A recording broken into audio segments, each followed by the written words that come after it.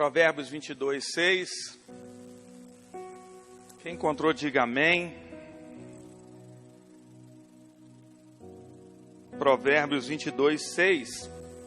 Diz assim: ensina a criança no caminho em que deve andar, e ainda quando for velho, não se desviará dele.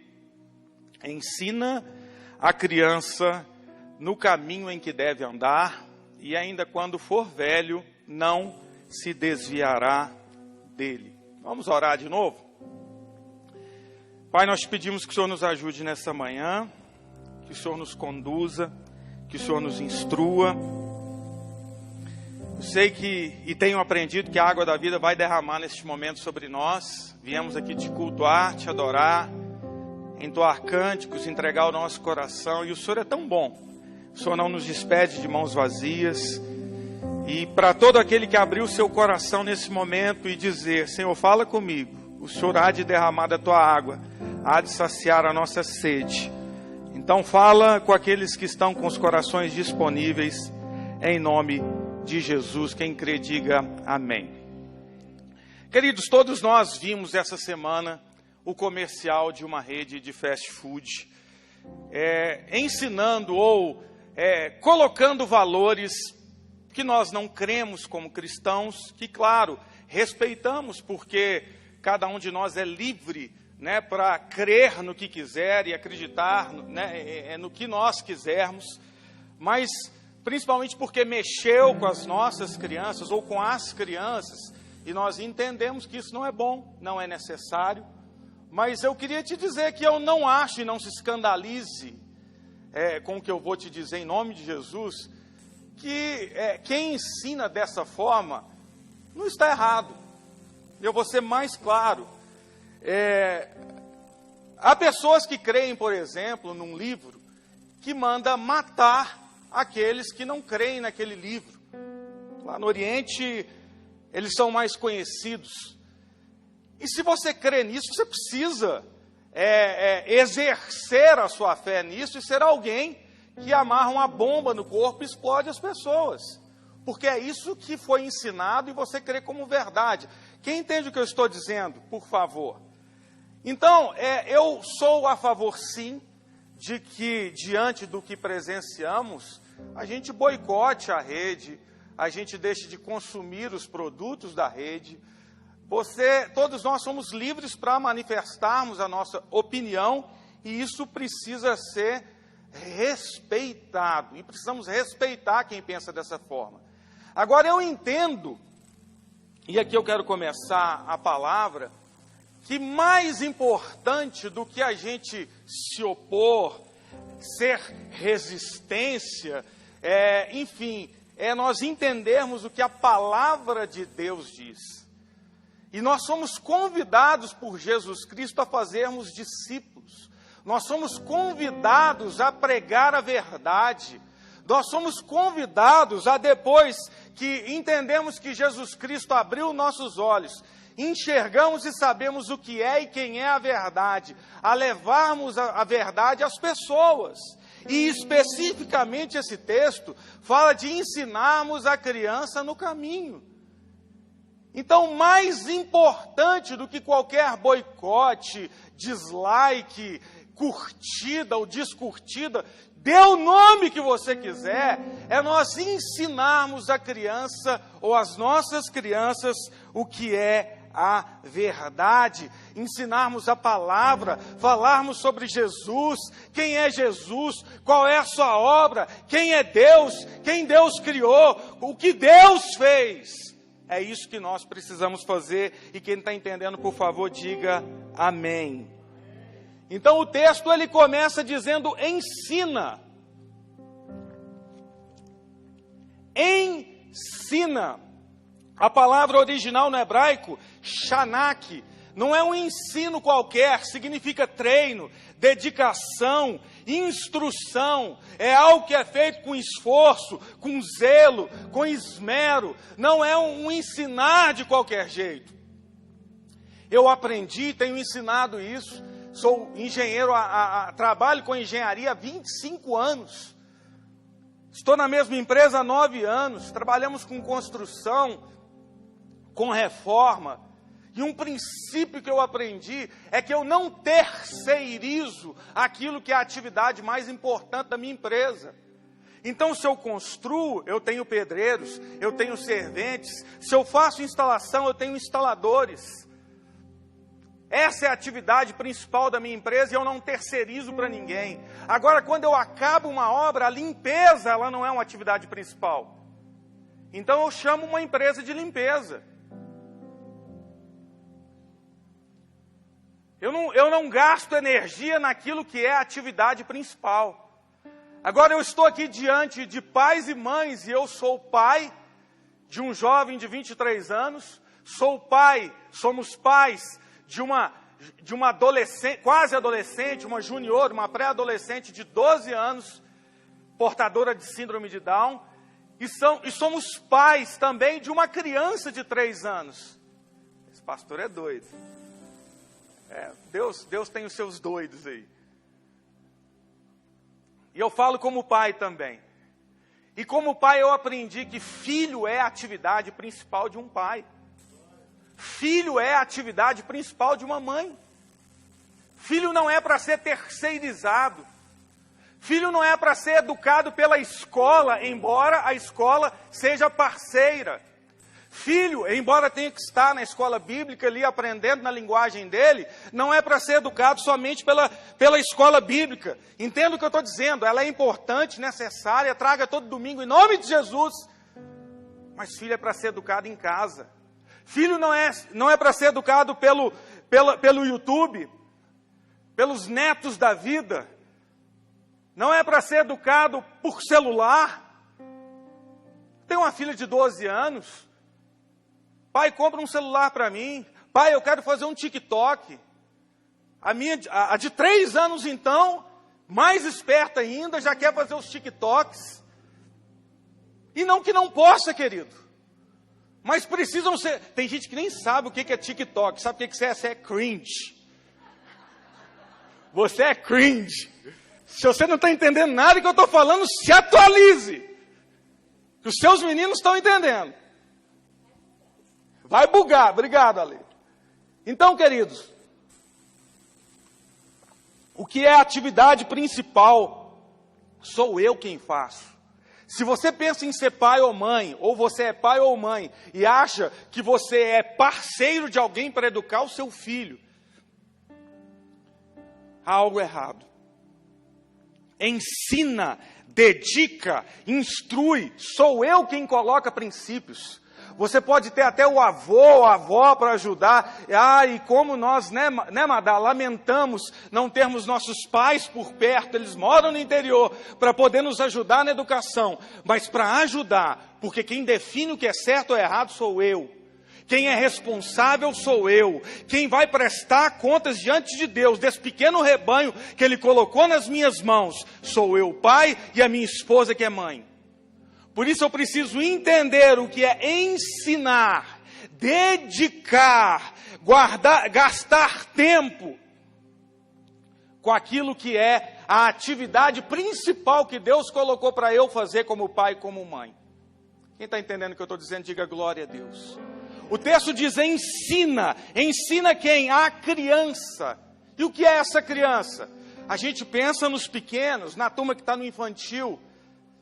A gente precisa voltar e entender que quando esse texto foi escrito, essa criança não é só a pessoa pequenininha, 6, 2, 4, 5, 3 anos.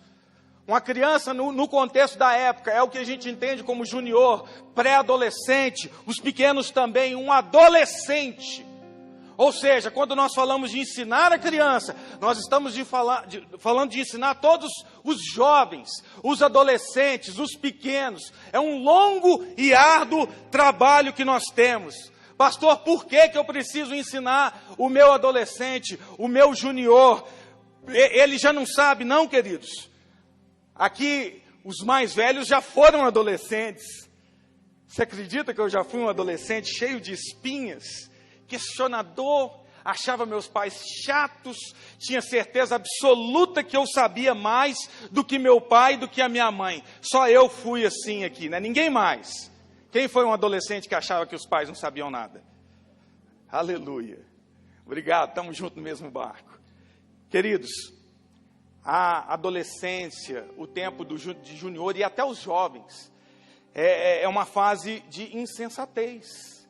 É uma fase em que eles não sabem o que é certo ou errado. Em todo tempo eles estão testando nossos limites. A Sofia está exatamente na idade de nos pôr à prova. E eu já falei com ela, você não vai me vencer, eu vou te corrigir quantas vezes precisar. E ela põe à prova, e ela chora, e ela faz birra, e diz que não vai fazer, e eu vou e levo ela para o quarto, e falo, você só vai sair daqui a hora que você parar de chorar, e se precisar eu disciplino. O adolescente, o que o adolescente faz? Nada mais do que testar o limite do pai ou da mãe. É o tempo inteiro, e se você afrouxa, ele empurra o limite para frente, e se você puxa para trás, ele quer entender o que é o limite, ele quer saber até onde ele pode ir, porque ele não sabe. Eu acho que a gente é meio adolescente espiritual, você já viu que a gente também quer saber o limite? Por que a gente pergunta nas caixinhas dos pastores na rede social o que eu posso e o que eu não posso? Se o dízimo é do bruto ou se é do líquido? Se eu posso ouvir música secular ou não posso? Adolescente, eu quero saber o meu limite. Não devia ser assim, né? A gente devia ser maduro na fé, mas a maioria de nós se porta assim. Então, queridos, é uma fase onde falta prudência, onde falta juízo. Quem já, quando era adolescente, ou já falou para adolescente, você não tem juízo, menino? Jovem não tem limite. Quem já ouviu isso aqui? Olha o que diz Provérbios 22:15. A tolice está ligada ao coração da criança, mas a vara da correção a afastará dela. É a Bíblia que diz, não é o pastor Gibas, que a criança tem um coração ligado à tolice, que o coração da criança é insensato, que o coração da criança não sabe o que tem que fazer. Provérbios 13:24, quem se nega a disciplinar e repreender seu filho não o ama. Eu não corrijo meus filhos. Eu nunca bati nos meus filhos, e eu vou falar sobre isso daqui a pouco. Eu não acho que tem que repreender. Quem se nega a disciplinar e repreender seu filho não o ama. Quem o ama, de fato, não hesita em corrigi-lo. Nunca tive a menor dificuldade em corrigir o mais velho, corrigir a do meio e corrigir agora a caçula. E corrijo ainda enquanto estiver no meu teto. Se precisar de uma orientação, quem manda lá em casa somos eu e a Madá.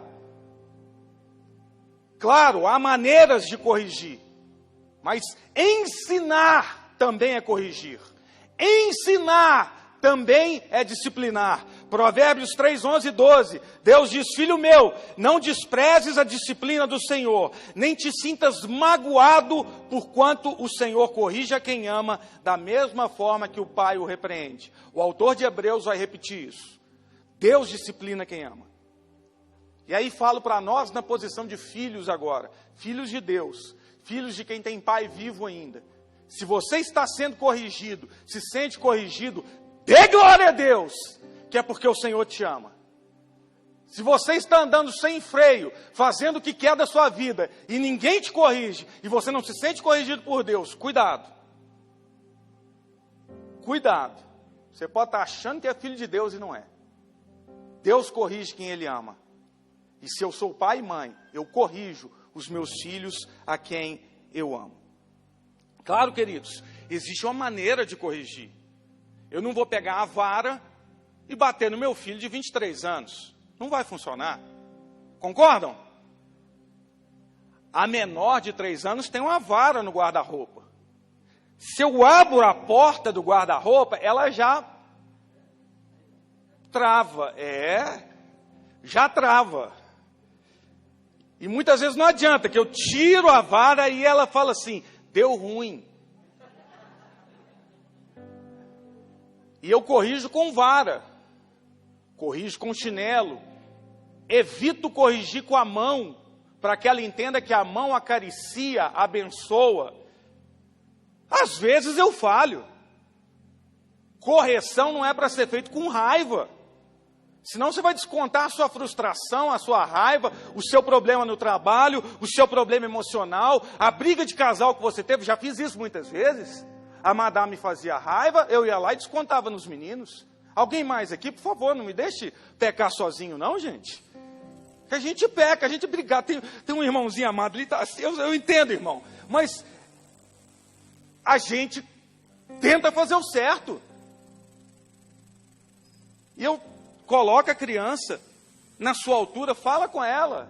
Vai ser só uma varada, vai ser só uma chinelada, que é para você lembrar que o que você fez é errado. Que é para que ela entenda que aquela correção não é sua, é de Deus que mandou corrigir. Você é o agente de Deus. Você é o pastor que Deus colocou para cuidar daquela criança. Agora, chega uma idade que a vara não vai adiantar. Chega uma idade que a gente tira privilégios. A idade dos juniores, quando está um pouquinho maior, sem videogame. Uma semana sem TV. Eu me recordo uma vez que eu falei com o Pedro que eu não queria que ele jogasse um determinado jogo, não me lembro mais. Ele foi para a casa de umas primas, e lá eles foram jogar videogame, e quando chegou no jogo ele entregou o controle. Mas você não vai jogar? Não, meu pai falou que esse jogo não é para jogar. Claro, né? O que os primos fizeram? Joga, joga, seu pai não está aqui, sua mãe não está aqui, seu pai não está aqui. E eles ficaram impressionados e contaram para a gente que ele não jogou. Porque ele entendeu o recado. Porque ele entendeu o limite. E a gente faz isso, queridos. Não tem mais TV hoje. Agora, e aí no começo chora, esperneia e daqui a pouco está brincando de bonecas, meninas. Por quê? Porque você colocou limite. E aí vai chegando uma idade, a adolescência, tão complicada, tão desafiadora, tão difícil. A gente que é pai de adolescente fica doidinho, sim ou não? Queridos, com 15 anos, o Pedro deu uma canseira.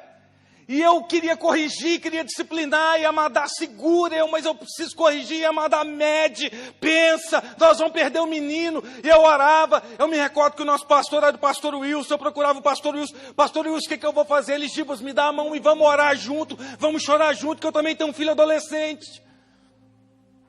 E a gente orava e pedia pelos meninos, eu entendi, queridos, que o grande desafio do pai de adolescente é buscar discernimento, saber a hora de corrigir, a hora de abraçar, porque às vezes é a hora de abraçar e a gente quer corrigir. Às vezes é a hora de corrigir e a gente quer abraçar. O adolescente ele tem que enxergar que o lar é refúgio. O adolescente tem que ter prazer de voltar para casa. Porque ele tem prazer de estar com os amigos, né, pastor? Pastor Léo me disse, essa semana a gente conversando sobre adolescentes, ele falou assim, Gibas, adolescente anda em bando. E é verdade, eu lembrei da minha adolescência, em turma, você não fica sozinho. E ele tem a turma dele, que fala a língua dele, que aceita ele, que sabe o que é cringe, né? que sabe todas as línguas que a gente não sabe. E pensa num desafio para quem está com 49 anos e é um menino de 3, quando ela tiver 13. Pensa, Jesus, vocês orem por mim, orem por nós, né, Madá? Mas o nosso lar tem que ser um refúgio para esses jovens, para esses juniores. Provérbios 14, 26 diz que aquele que teme ao Senhor é abençoado com todo amparo e segurança. Força e refúgio também para os filhos.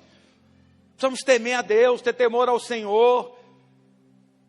Nossa, tem que temer a Deus, tem, queridos, tem que ter temor, tem que ter medo, um medo bom, um medo santo de Deus. Você só obedece aquilo que você teme, você só respeita aquilo que você tem temor. E quando eu temo a Deus, o texto diz que eu tenho amparo, segurança, e que minha casa se torna um refúgio para os filhos. Nossos filhos têm que desejar voltar para casa. E quando eu falo voltar para casa, não é ter o melhor quarto, não é fazer a melhor viagem, embora isso seja bom, seja necessário, embora isso crie memórias afetivas. O que é a memória afetiva? Vai marcar a criança, vai marcar o junior, vai marcar o adolescente, aquilo que você não esquece. O que você agora, aqui nesse momento, quando lembra da sua infância, o que você lembra? Alguns têm memórias afetivas ruins. Alguns tiveram sérios problemas e distúrbios na educação. Outros lembram do cheiro do café que a avó fazia. Eu lembro da minha avó com a máquina de moer carne manual. Alguém lembra disso? Então você já se vacinou. Queridos, precisamos criar memória, sabe? Sai, faz um passeio com um, com o outro. Às vezes eu saio só com a Sofia. Às vezes eu saio só com a Sara. E às vezes eu saio só com o Pedro. E aí eu faço o que cada um gosta. Uma gosta de bala fine. O outro gosta de um hambúrguer. A outra nem gosta muito de sair de casa, mas quando sai, ela quer comer um sanduíche também. E eu converso, e eu falo com eles, e eu os ensino. Agora ensinar o quê, pastor? E aí eu vou para Deuteronômio capítulo 6, para aprender mais uma vez com o povo de Deus, na antiga aliança, o povo hebreu, Deuteronômio 6, 4 e 5. Shema, ouve, ó Israel, Yahvé, o nosso Senhor, é o único Deus. Amarás o Senhor teu Deus com todo o coração, com toda a tua alma e com todas as tuas forças. Queridos, isso é a famosa oração da Shema, que toda criança, todo jovem, todo junior hebreu, ele precisava aprender, recitar. Ouve, ó Israel, o nosso Senhor é o único Deus, amarás a Ele com toda a sua força, com toda a sua alma, com todo o entendimento. Pastor Léo tem indicado aqui, temos indicado para que você baixe um aplicativo chamado The Chosen e assista. São séries que falam a respeito da vida de Jesus, sensacional. Em pelo menos 2 episódios, um dedicado a crianças. Você vê as crianças recitando o Shema e Jesus se deliciando. Em outro episódio, mostra os discípulos adultos reunidos e eles repetindo a Shema. Sabe quando os fariseus chegam para Jesus e falam com ele assim: Jesus, qual é o maior mandamento? Sabe o que Jesus faz? Ele recita o Shema. Amarás o Senhor teu Deus de todo o coração, de toda a tua alma e de todo o entendimento. É isso que Jesus faz. Agora entenda, queridos, quando eu falo em repetir, em recitar, não é uma abstração, não é um decoreba, não é uma oração repetida. Isso é o princípio da repetição. Eu repito até que aquilo entre na cabeça. Eu repito até que aquilo entre na cabeça. Pedroca e Rosali estão aqui? Rosali está ali. A Sofia agora chega em casa, Rosali. Você me ajuda aí. E aí ela fala assim: pecado é tudo aquilo que eu falo, penso, falo, sinto ou faço que não agrada a Deus. Olha a dificuldade que eu tenho. Ela chega lá em casa, ela foi lá ensinar a Madá. Mamãe, eu preciso te ensinar uma coisa. Pecado é tudo aquilo que eu falo, eu penso, eu sinto ou eu faço que desagrada a Deus. Ela sabe o que é pecado? Ela está começando a aprender. E logo, logo vai saber melhor que todo mundo. A gente estava assistindo Cruzeiro, seleção do Cruzeiro, que nós rumo a Tóquio agora, que nós ganhamos essa semana. A gente estava assistindo, não ri não, eu sei o que vocês fizeram no verão passado, eu sei a história do time de vocês. Então, a gente estava assistindo, a Sara ama assistir futebol comigo, houve uma falta violenta do jogador do Vasco, a Sara virou para mim, Marquinhos está até saindo do teclado, hein Marquinhos? Aí, a Sara virou para mim: papai, merece cartão amarelo. Eu falei: merece. A Sofia falou assim: é pecado derrubar o outro. Eu falei: é pecado. É pecado. É pecado. Repetição. O texto de Deuteronômio, capítulo 6, versículos 6 e 7. O autor diz: que todas essas palavras que eu te ordeno estejam em teu coração. Tu as ensinarás com todo zelo e perseverança aos teus filhos. Conversarás sobre as Escrituras enquanto estiver sentado em casa, quando estiver andando pelo caminho, ao se deitar e ao se levantar. Eu ensino com zelo, eu ensino com perseverança, eu ensino com dedicação. Quando? Antes de dormir. Todo dia antes de dormir eu vou lá e oro. Todo dia antes de dormir elas me pedem história, eu deixo elas escolher. As preferidas são a de Davi e a Arca de Noé. A Arca de Noé, se eu não contar, é uma confusão, elas não dormem. Mas eu vou lá, todos os dias, elas repetem: o Senhor é meu pastor e nada me faltará. O anjo do Senhor acampa ao redor daqueles que o temem. Escondi a tua palavra no coração para não pecar contra ti. Todo ser que respira, louve ao Senhor. Grandes coisas fez o Senhor por nós, por isso estamos alegres. Aí de manhã, quando elas acordam, eu já saí, elas vão lá, a Amadá abençoa a vida delas. E eu repito, e repetimos, e ensinamos, e ensinamos, e ensinamos, e marcamos a vida delas. Ensina a criança, ensina com dedicação, a criança, toda essa faixa etária, ensina a criança no caminho. Qual caminho? Você conhece o caminho? Você anda pelo caminho? Você sabe o que tem no caminho? Quem é do interior aqui? Quem viaja sempre para o interior? Luísa de Itamarandiba, a Cléo, a Baeté. Mais alguém aqui? Só mais um. O Nilo, Pará de Minas. Se me falar sobre Itamarandiba, eu tenho uma ideia para onde é. Eu acho que Itamarandiba eu pego aqui para Ipatinga, ou não?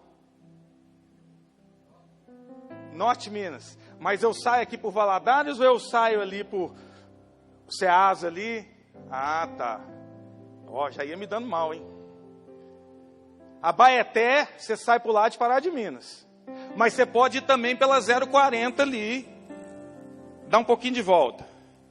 Querido, se você me mandar ir para o Rio de Janeiro, eu sei que sai aqui na 040. Tenho uma boa ideia da estrada, fui lá algumas vezes. Mas eu não sei qual é o melhor pão de queijo com linguiça. Eu não conheço muito bem as placas, eu nem sei como está muita estrada, porque tem um tempo que eu não vou lá. Mas eu sou de Patrocínio, capital do Triângulo Mineiro, do Alto Paranaíba. Desde que eu me entendo por gente, eu venho para Belo Horizonte, primeiro com meu pai. Me ensinou o caminho de Patrocínio para Belo Horizonte. Tem pelo menos uns 25 anos que eu vou de carro para lá. Eu conheço cada placa, cada restaurante. Eu sei te falar a distância daqui para cada restaurante. Eu sei te falar o restaurante que é mais caro, que é mais barato. Eu sei te falar onde é o melhor pão com linguiça. Eu sei te falar um lugar para você parar e gastar muito. E sei para te falar um lugar para você parar e gastar pouco. Eu sei o tempo que eu gasto daqui no Milhão, onde eu paro para comer pamonha. Eu sei que você para também, que você vai parar de Minas. Sei onde tem cada buraco. Sei os atalhos. Sei onde eu posso ir. Sei aonde acaba a pista dupla. Eu sei o caminho para Patrocínio. E eu posso te ensinar o caminho para Patrocínio. Agora, se você for para Itamarandiba, é melhor você conversar com o Luiz Gustavo. Se você me perguntar para Itamarandiba, eu vou te falar assim: consulta o GPS. Porque eu não tenho certeza. Quem está entendendo o que eu estou dizendo? Com relação às nossas crianças, todos podem ensinar o caminho. Todos! Mas só vai ter sucesso nesse ensino aquele que anda no caminho. A gente precisa andar no caminho. A gente precisa vir à escola bíblica. A gente precisa conhecer as verdades da palavra. A gente precisa saber o que ensinar para as nossas crianças. Não é vá à igreja, é você vai à igreja comigo, porque eu vou à igreja. Não é vai lá aprender a orar. Não, você vai ver o papai e a mamãe de joelho dobrado orando. Até que você dobre os seus joelhos e ore. Quando a gente vê uma criança, um adolescente fazendo algo, ele está repetindo o que o pai faz. Ele está reproduzindo um comportamento que ele vê em casa. Então eu preciso conhecer o caminho. Eu preciso andar no caminho. Eu preciso saber tudo do caminho. Eu preciso saber que a Bíblia tem 66 livros.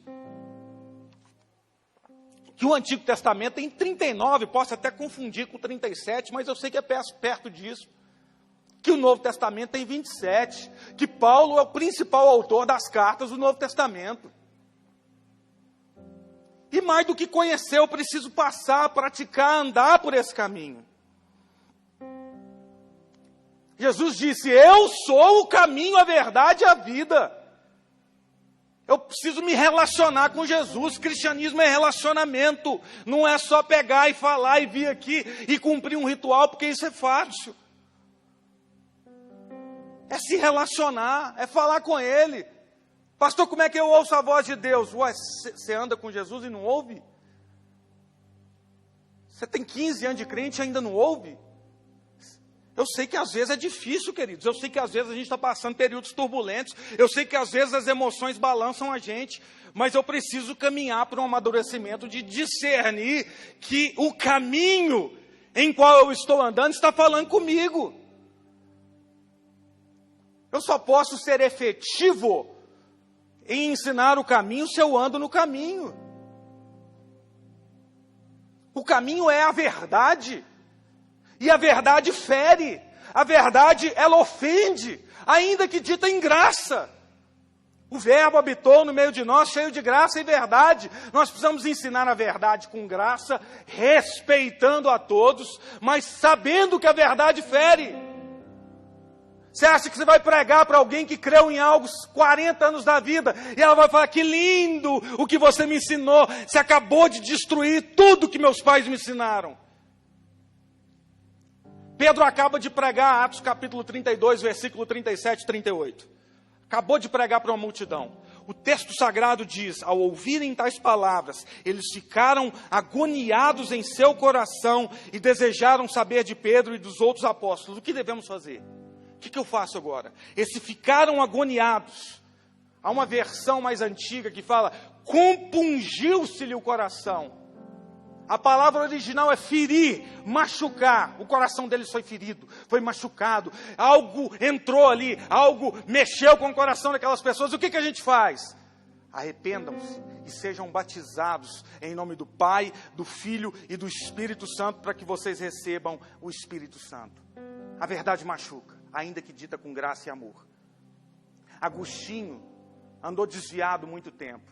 Quando Agostinho volta e ele tem uma experiência com Jesus, ele tem uma frase espetacular: feriste o meu coração com a palavra, desde então te amei. Ferida de amor, ferida para abrir algo, ferida para arrancar um câncer, para arrancar o pus, e para que a pessoa tenha uma experiência e se converta a Cristo. O resultado daquelas pessoas de coração ferido pela palavra de Pedro foi que uma multidão se batizou. E a igreja teve uma explosão de crescimento. Ensine a sua criança. Último batismo de juniores, a Sara não quis batizar. E nós não a forçamos, porque batismo é algo espontâneo. Batismo tem que ter entendimento. E embora ela tenha síndrome de Down, nós sabemos que ela tem entendimento de muita coisa. O dia que eu não oro com ela, ela me chama. Tem dia que ela está quase dormindo e ela fala: pai, ora comigo. Ela tem entendimento. Agora eu tenho trabalhado o coração dela para o próximo batismo. Tenho conversado com ela, tenho dito para ela que ela é tímida, tem um pouco de medo. O papai que vai te batizar, o papai é pastor. Aí ela: como é que vai ser? Eu explico. Você vai confessar que você crê em Jesus. O papai vai te perguntar: você crê no Senhor Jesus Cristo de todo o seu coração? O que você vai falar a ela? Eu creio. Aí eu vou falar assim: então, diante da sua confissão de fé, como você ama Jesus, eu te batizo em nome do Pai, do Filho e do Espírito Santo. E aí, papai? O que vai acontecer? O que vai acontecer, minha filha? Ah, você vai me mergulhar? Eu não vou afogar, não? Não vai não, filha. Você é louca. Eu estou ensinando. Eu estou criando uma consciência nela. Sabe, queridos, não deixe seu filho na igreja, venha com ele. Pergunte, né, para o infantil, para os juniores, o que ele está aprendendo. Né, pastor? Pergunte, o que estão te ensinando lá? Estão passando só o seu tempo? O que você está aprendendo? Sabe, a gente precisa da nossa EBD, Marcelo liderando, cheia. Chega mais cedo na EBD, vem aprender. Ah, não deu para vir? Assista, né, no virtual, mas participe, encha-se da palavra, para que a gente tenha conteúdo para ensinar para as nossas crianças o caminho, para que elas cresçam no caminho.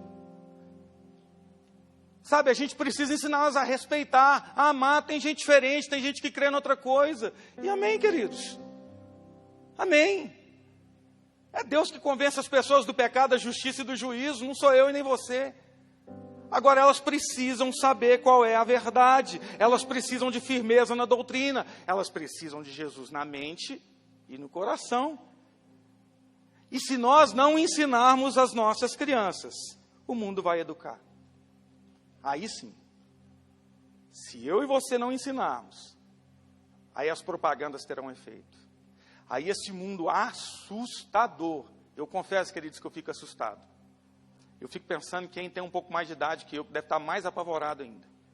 Eu me assusto com algumas coisas, tem mais. Eu me assusto muito.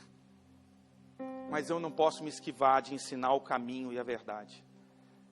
Sabe, um grande desafio que nós tivemos, e eu sei que ainda teremos com mais duas,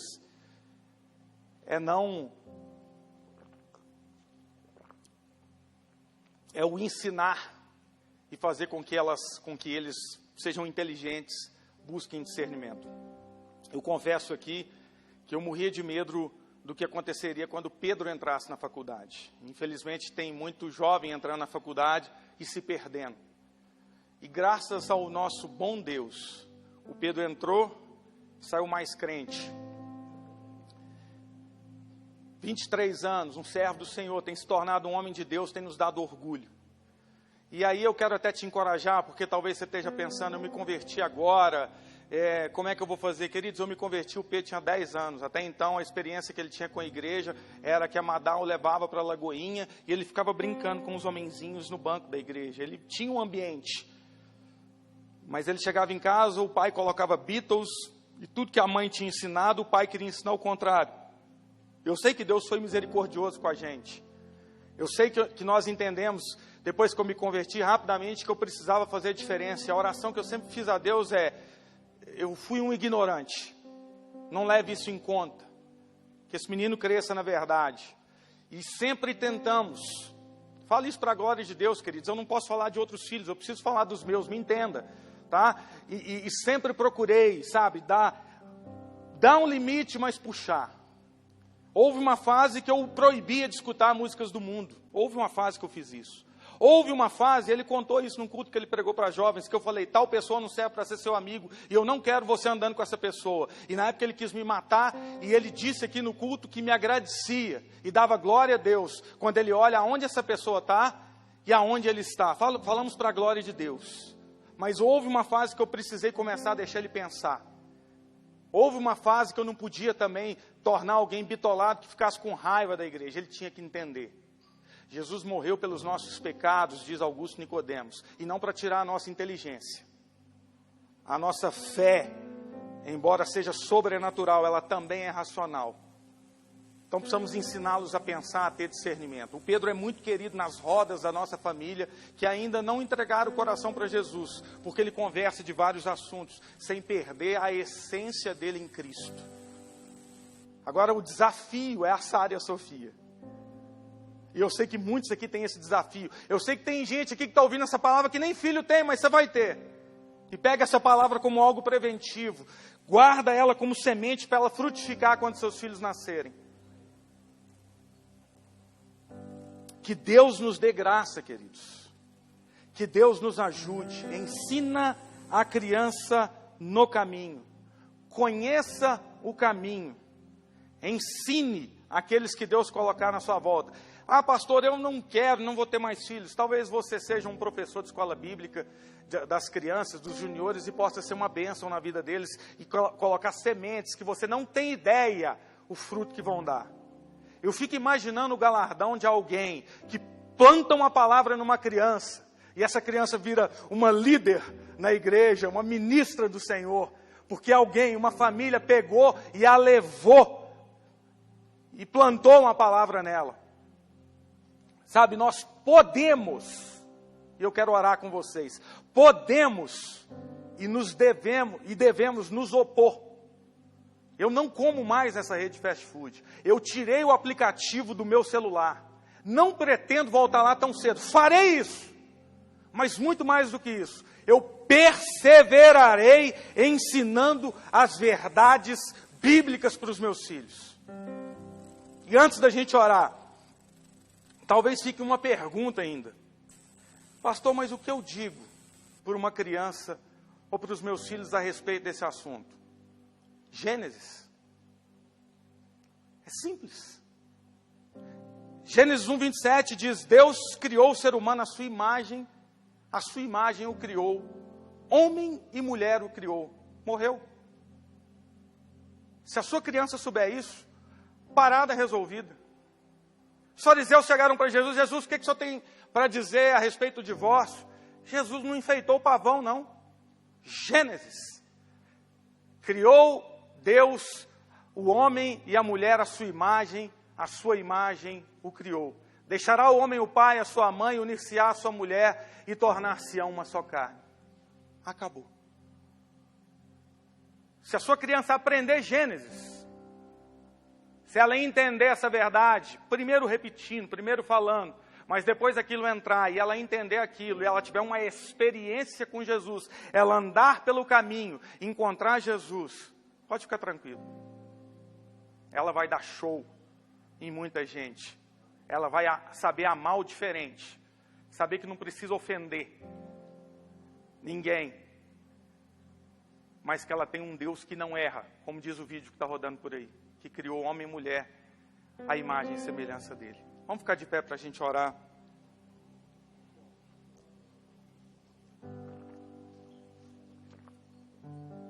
Que Deus nos dê graça, queridos. É fácil demais, né, pastor? Isso tudo que você falou, para mim não. É desafiador. É difícil. Tem dias que eu falo com o Senhor, eu não vou dar conta. Ainda mais à medida que a gente já não é mais tão jovem. O desafio se torna maior, mas que Deus nos dê graça de ter discernimento. Sim, queridos, caminhamos por um tempo de perseguição. Sei que estão tentando nos silenciar. Sei que talvez chegue um tempo que até criminalizem, como no Canadá é perseguido já quem fala que Deus só criou homem e mulher. Não sei se você sabe disso no Canadá.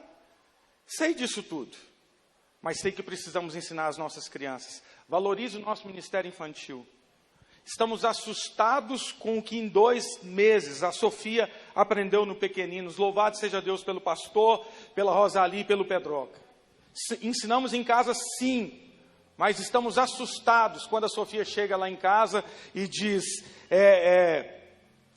Rosali, me ajuda aí, Filipenses 2,14. Fazei todas as coisas sem reclamar e sem brigar. Filipenses 2,14. Aí a Sara vira: papai, isso é um salmo? Não, filha, isso é Filipenses, é um outro trecho da Bíblia. E a gente vai avançando. Que Deus nos ajude. Abre suas mãos. Pai, eu quero abençoar os meus irmãos. Essa palavra não é uma ofensa a nenhum grupo. Nós respeitamos quem pensa diferente, Deus, mas queremos que nos respeitem. Queremos que eles entendam que de nossos filhos cuidamos nós. E não aceitaremos que incutam verdades que não cremos, que não vão contra nossos valores. Se alguém crê e quer ensinar isso ao seu filho, nós não podemos fazer nada. Mas não toquem nos nossos filhos. E que a gente, como pai, mãe, como discipuladores, como discípulos de Cristo, a gente se esforce em ensinar no caminho, em andar no caminho em primeiro lugar, para que depois possamos ensinar as verdades da Tua Palavra. Deus, guarda nossas crianças, guarda nossos filhos, mas que a gente não fique somente na oração, que a gente entenda que nós não devemos terceirizar aquilo que o Senhor nos deu como responsabilidade nossa. Somos homens, mulheres, temos responsabilidades no trabalho, temos responsabilidades como marido, como esposa, mas temos responsabilidades como pai. Por isso eu te peço, nos fortalece, nos ajuda e guarda sim, Senhor. Guarda as nossas crianças, guarda nossos jovens, adolescentes e juniores. Cerca a mente deles para entender somente as Tuas palavras e a Tua verdade. Em nome de Jesus, se você crê e recebe essa palavra, diga amém. Glória a Deus.